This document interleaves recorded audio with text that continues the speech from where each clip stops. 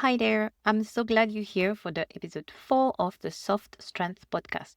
I hope you had a really good week. Today, I want to talk about therapy. Honestly, I believe it's non negotiable. In fact, I'm convinced we all ought to have a few therapy sessions in our life. Relationship, work, trauma from childhood or adulthood, it's all connected. Because when it's untreated, it shapes who you are and how you show up in the world. Let's start with something that bugs me. Therapy still carries a stigma.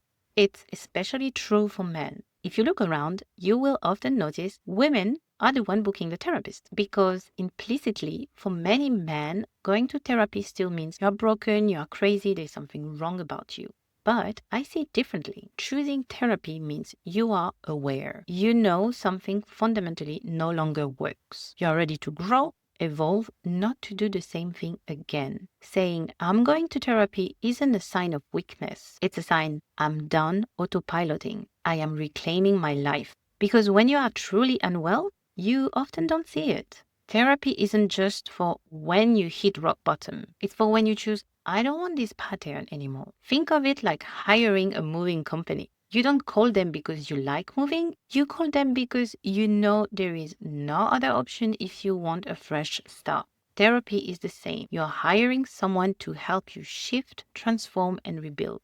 So why is it still seen as a failure? Let's be clear. No, you're strong, you're smart. Seeing a therapist is healthy.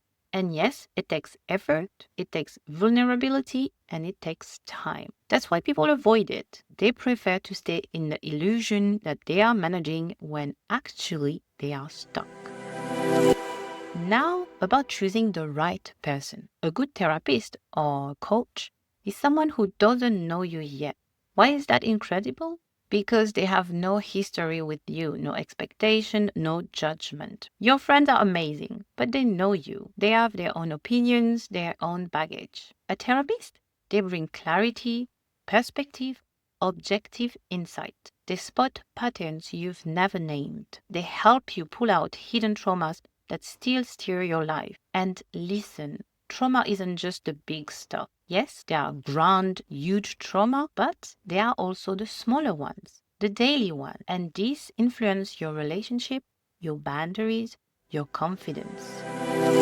I used to suppress my emotions. Whenever I felt something, joy, anger, sadness, I would suppress it. Food distraction, avoidance, anything but feel. But you can't bypass your intuition forever. One day, the pattern wake you up and you realize this has to change. That's what therapy helped me to see. That's what it helped me do. I found out I wasn't broken, I was coping. Now I'm rebuilding. And yes, the project of me is ongoing. It's a lifetime work, but I feel more aligned, more powerful, and more me than ever.